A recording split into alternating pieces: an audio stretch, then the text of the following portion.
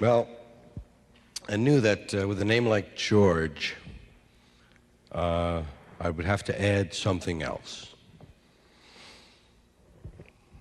Any old name can have emotion for you, though. Even a brand name.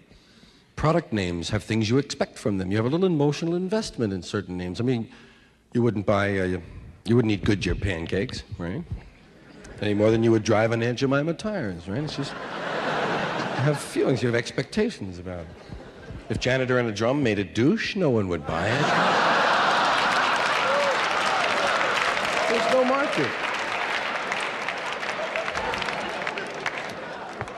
It's like 20 Mule Team mini pads, man. I'm sorry, Dan.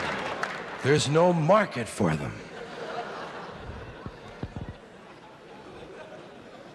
Raid feminine hygiene spray. Raid! Wow! That's what they call them. Feminine hygiene spray. They're underleg deodorants. Why did they avoid that? It's obvious. Underarm, underleg.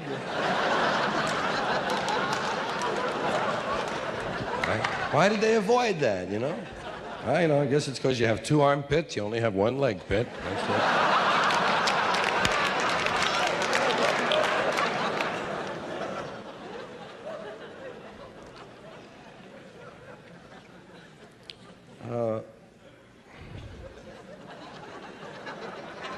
Well, I think things ought to be named for what they are. I think there ought to be a little more truth in names. You know, they've tried to clean up advertising claims. Let them clean up some of the names like Excello and Acme and Ace and Top. Bullshit. I like things to be called what they are. I like to bring out a new car, the 1977 piece of shit.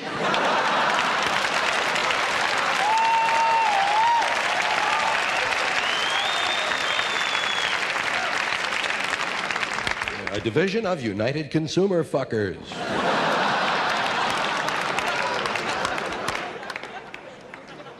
Yeah, company names are fun. Whammo is a toy company. Aren't you glad it's not an airline? Would you get in the big Whammo bird, huh?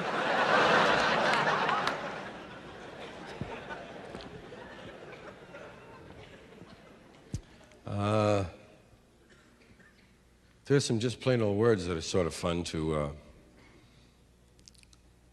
think of or look at more closely than usual. Things like hot water heater. Have you ever thought of hot water heaters?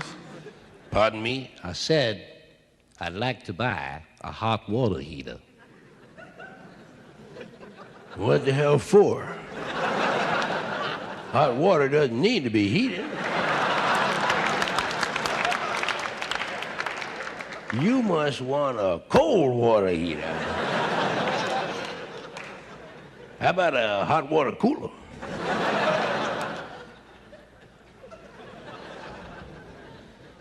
Yeah, some words are fun.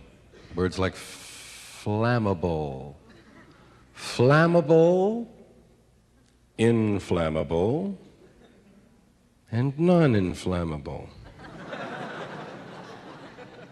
Why are there three? Does it seem to you as though two words ought to be able to handle that idea? I mean, either the thing flams or it doesn't flam. Now, flammable, that's the one that's on the side of the truck. Flammable. As if you're going to get out of your car at 60 miles an hour and smoke on his truck, right? Flammable. I found out the reason it says that on the truck is so that just in case you should be spinning out of control at 70 or 80, heading for the truck, you'll know what it was that happened, you know? Gives you a chance to make a few plans, you know? Put the cigarettes out, put the cigarettes out. And of course, there's a moment just after beginning to blow up when you stop blowing up for just a moment and you say, fucking flammable. Then, of course, you do continue to blow up. Nothing we can do about that. Jumbo shrimp.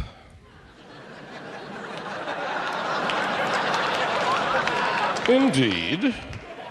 What do you expect when you order that? What will arrive?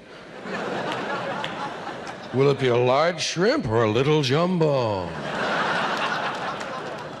Jumbo shrimp. Those words don't even go together, man. That's like military intelligence. They have that, too. How did they do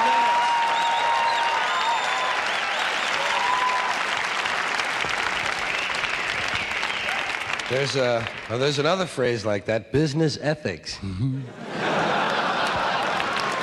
Say, we're discussing business ethics. Yes, no wonder we couldn't hear anything over here. That's like a plastic glass. They have them. Mine isn't. Mine's a glass, goddammit. But they have the... Get me a plastic glass. Well, I'll see what I can do. Pretty soon they'll have nylon rubbers. They do. They have nylon rubbers. What the fuck? Hey. All right, Ed. None of your filth.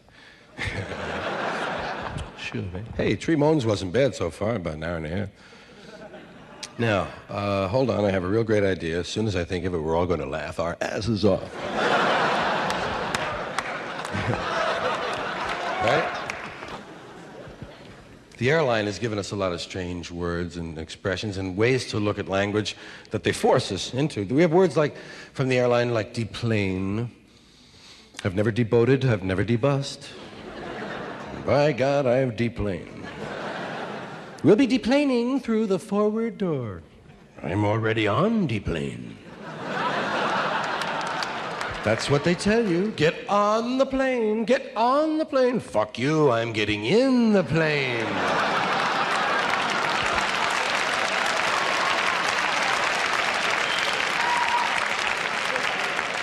Let Evel Knievel get on the plane. I'll be inside with you folks in uniform. You seem to know where to sit. Airlines got a load of things. They tell you to go to your gate. Go to your gate. There's no gates. Have you ever seen a gate at the airport? There ain't no fucking gates. Where the hell are the gates? They have a lot of doorways. They have a lot of pathways. They have a lot of carpeting. They have a lot of seats. They got rostrums and podiums. They got railings. They got velvet ropes. There ain't a goddamn gate at the airport. Shit, I've missed 3 planes looking for my gate. Gate 49. Goddamn, there must be a bunch of them around here someplace. Where are they? And airlines also have another thing called a non-stop flight.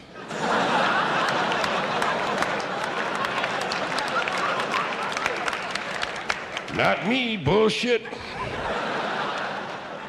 I insist that my flight stop. Preferably right at the end. That's when they tell you you'll be landing shortly. Does that mean we're going to miss the runway, honey?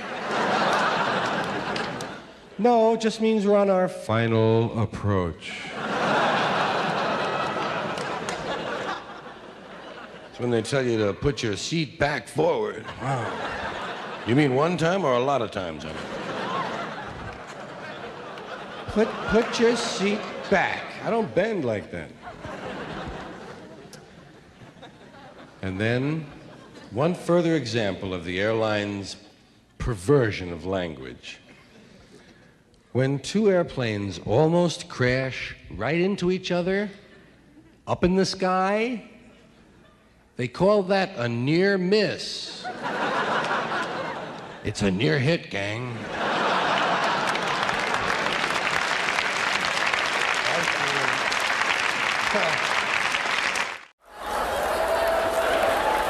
Thank you very much, ladies and gentlemen. Good evening. My name is George Carlin, and I am a professional comedian, as opposed to the kind you run into at work all day long.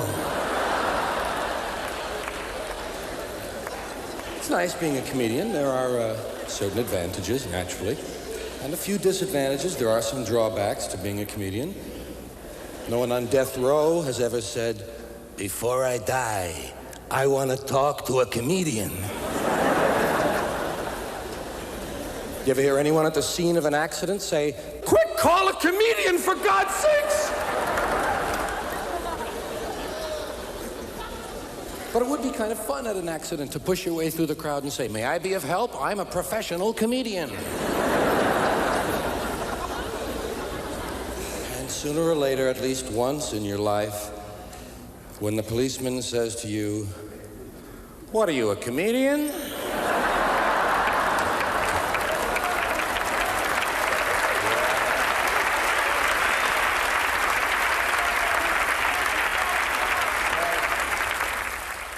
You've got to look him right in the eye and say, "Actually, yes." Even though criminals have no respect for comedians, what do they say first thing they do when they hold you up? "Don't try anything funny."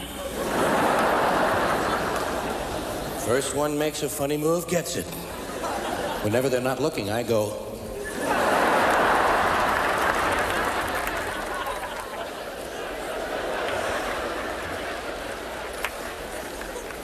well, that's my job, thinking up goofy shit. Thinking up goofy shit, coming around every now and then, letting you know what it is, or reminding you of things you already know, but forgot to laugh at the first time they happened. We all have things like that. You hear it during the day and then you don't remember it at all. For instance, I've noticed they have disposable douche, and I'm wondering who would want to keep it in the first place?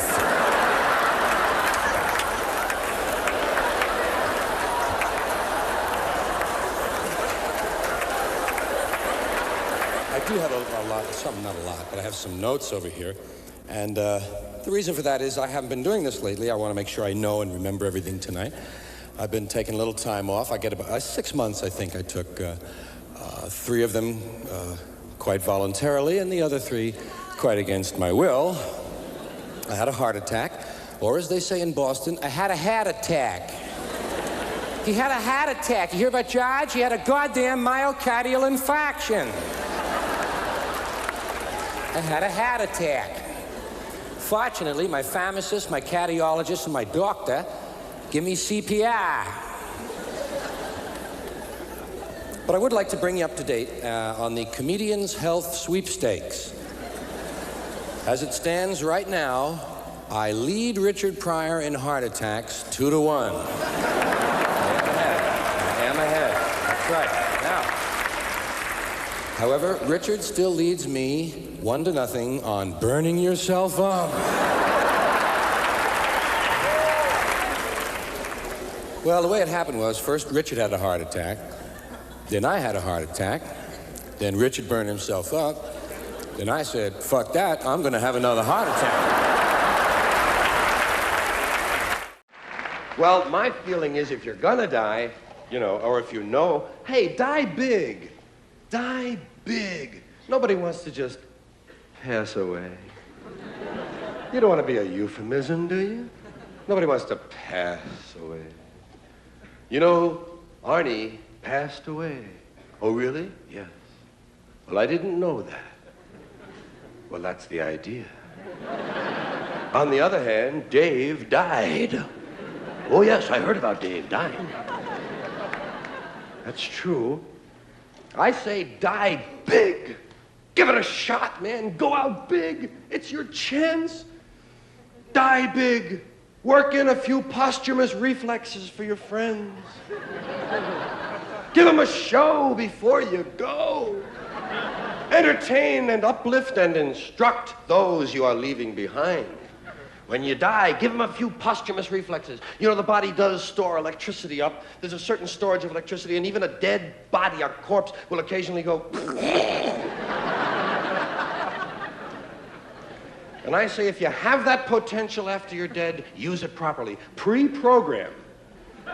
Before you die, pre-program some posthumous reflexes that will be entertaining to those you've left behind. Do something to capture their imagination. Roll over on the autopsy table. That's nice. Cross your legs, scratch your balls, do something.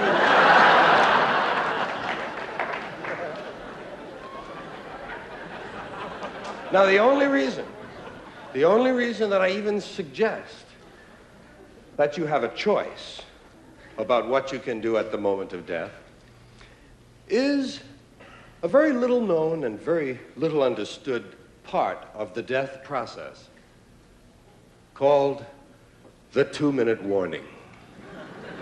Many people are not aware of it at all. The 2-minute warning, just as in football. 2 minutes before you die, you receive an audible warning. 2 minutes, get your shit together.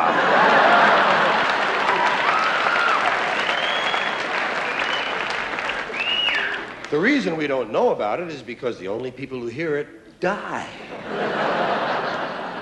And I don't think we'd believe someone anyway if he told us he received his 2-minute warning, would you? Some asshole on the bus? Hey, I just got my 2-minute warning. You'd think it was a coach out on the town, you know? But no, the 2-minute warning does arrive. And I say use that time to entertain, to leave something behind. Do something with the 2 minutes. Hey, if nothing else, give a speech. A little 2-minute speech. We can all give a little 2-minute speech. Just pick some subject you're very fond of and talk about it for 2 minutes. I mean, tell them. It's your last chance to tell them anything. So tell them. Got 2 minutes, and I mean, wax eloquent. Rise, bring it to the rafters, and then at the moment at the end you say, if this is not the truth, may God strike me dead. Walking, just plain old walking, is a source of a lot of experience we'd recognize. Of course, we walk pretty well. Humans got it down pretty good, wouldn't you say? Hello there. Hi, Dan. Look at this, still walking. Of course, I'm talking about walking erect, right? Yeah, Homo erectus, or whatever he was. This dude, because it's one of the few things that separates us from the lower animals, walking and hats, right? Rarely see a lower animal with a hat, and if he does, chances are a man put it on him, you know? But there are some animals that walk erect for short bursts. You've seen them, you know.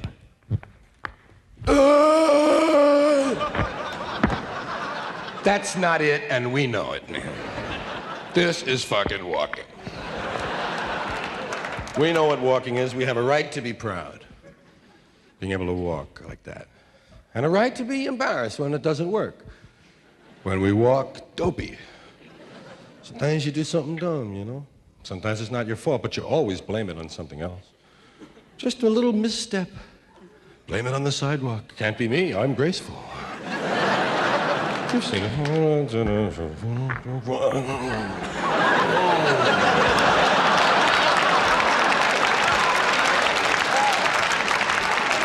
Not the fucking boulder in the road.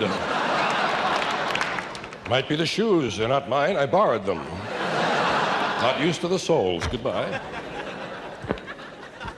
Couldn't be me. That's why I like with a limp, you know. Limp, some people go, ooh, but that's not right. Guy with limps don't do that. Unless he just got the limp. But you've seen some guys. Some guys are good, man. Some guys are really into their limp. They've had it a long time, man. It's like years. And you've seen guys like that, man. They pivot on it. Hey, you've seen those guys. A lot of guys. They go up you see them go up a spiral staircase. Did you see that shit? You know, screws himself. Guys can handle it when you've had a limp a long time. It's when you just get a limp, when it's a new limp, that you're not good at it yet. And you go, look at this steel beam on my leg. That's when you're not too cool. Did you ever walk and count your footsteps? You know how many of them fall in each box on the sidewalk? 1, 2, 1, 2, 1, 2.5. Carry a half. 1, 2.5. Hate doing math while I'm walking. Did you ever look at yourself in store windows? Gotta check it out, right?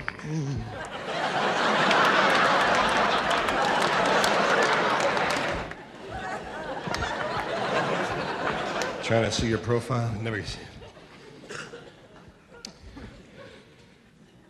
Sometimes you're walking up the stairs and you think there's another stair.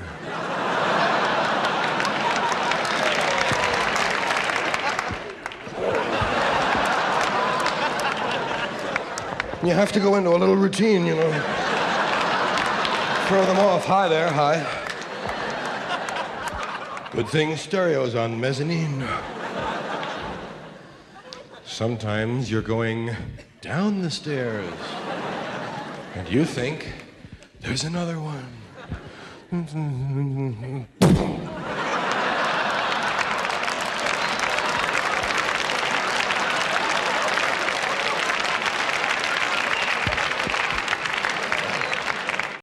There's some words that are perfectly clean but sound like they could be filthy if you gave them just a little help. Word like pussyfoot. It's perfectly clean, but when you say pussyfoot, there's a little giggle. Because people know that with a little help, this word could be filthy. No matter what form of the verb you try, it's clean as a verb. But pussyfoot could be a noun. It could be a noun, pussyfoot. A rare disorder. A female birth defect. Hello, boys. I have pussyfoot. God, you sure do, lady. And I love them open-toed shoes you have on. Well, I'd rather have pussyfoot than woodpecker, I can say that for myself. Or beer nuts. God, that must be awful. Beer nuts. The official disease of Milwaukee. I know whenever I see the little canister behind the bar, I drop in a couple of dollars for beer nuts. I think we need a lot more research on beer nuts. Or cotton balls. Which is the dreaded final stage of beer nuts. When my beer nuts turn to cotton balls, I'll be heading home to you. It's an old Southern hymn. Lots of little phrases like that in the language that don't quite say what they mean. Take a shit is another one. Take a shit? You don't take a shit, you leave a shit. That's the whole idea. To leave it.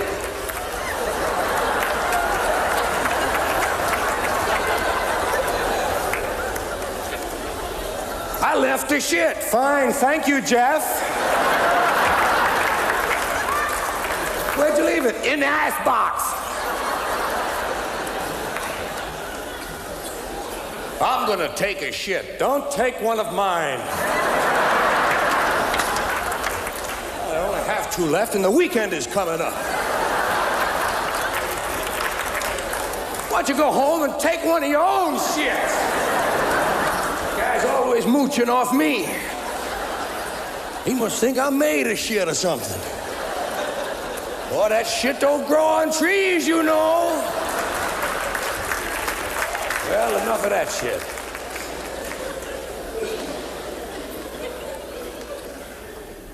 Lots of little phrases like that. Pick your nose is, well, blow your nose. Blow your nose is a phrase. Imagine that. Blowing your nose.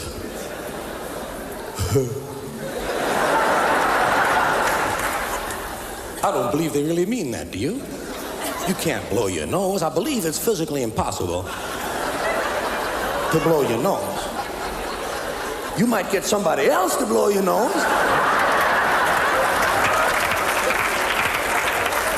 But it would have to be a real good friend. Cocktails. Another clean word. You can advertise them. You can put up signs all over town. Cocktail. As long as you use both halves of the word, perfectly fine. But you can't advertise either one of those two items if you break those words in half. They'll come and take your sign down. Cocktail. It's okay. It depends on how you say that kind of word. You ladies like some cocktails? Hey, lady, you want a cocktail?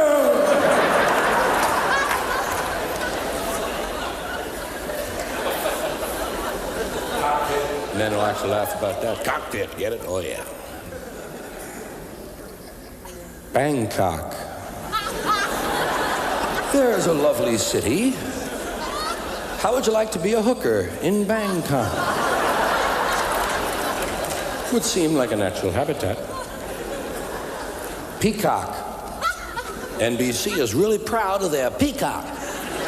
You know what a female peacock is? A peacunt.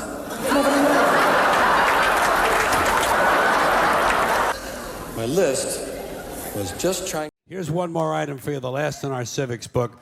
Rights. Boy, everyone in this country's always running around yammering about their fucking rights. I have a right, you have no right, we have a right, they don't have a right. Folks, I hate to spoil your fun, but there's no such thing as rights, okay? They're imaginary. We made them up, like the boogeyman. The Three Little Pigs, Pinocchio, Mother Goose, shit like that. Rights are an idea. They're just imaginary. They're a cute idea, cute, but that's all, cute and fictional. But if you think you do have rights, let me ask you this. Where do they come from? People say, well, they come from God. They're God-given rights. Oh, fuck, here we go again. Here we go again. The God excuse, the last refuge of a man with no answers and no argument. It came from God. Anything we can't describe must have come from God. Personally, folks, I believe that if your rights came from God, He would have given you the right to some food every day, and He would have given you the right to a roof over your head. God would have been looking out for you. God would have been looking out for you. You know that? He wouldn't have been worried about making sure you have a gun so you get drunk on Sunday night and kill your girlfriend's parents. But let's say it's true. Let's say God gave us these rights. Why would He give us a certain number of rights? The Bill of Rights in this country has 10 stipulations, okay? 10 rights. And apparently God was doing sloppy work that week because we've had to amend the Bill of Rights an additional 17 times. So God forgot a couple of things, like slavery. Just fucking slipped His mind. But let's say God gave us the original 10. He gave the British 13. The British Bill of Rights has 13 stipulations. The Germans have 29. The Belgians have 25. The Swedish have only 6. And some people in the world have no rights at all. What kind of a fucking goddamn God-given deal is that?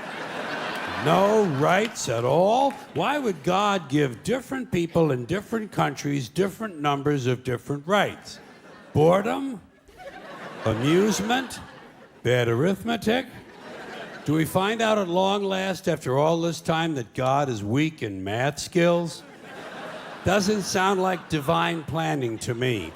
Sounds more like human planning. Sounds more like one group trying to control another group. In other words, business as usual in America. Now, if you think you do have rights, one last assignment for you. Next time you're at the computer, get on the internet, go to Wikipedia.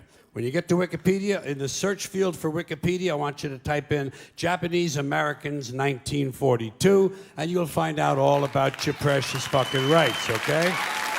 All right. You know about it. You know about it.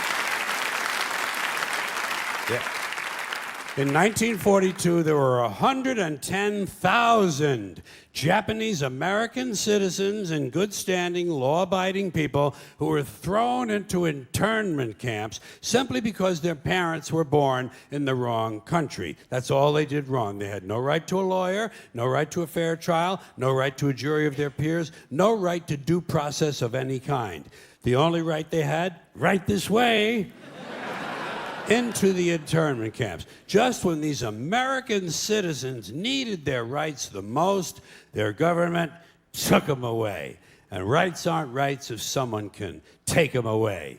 They're privileges. That's all we've ever had in this country is a bill of temporary privileges. And if you read the news even badly, you know that every year the list gets shorter and shorter and shorter. You see how sooner or later?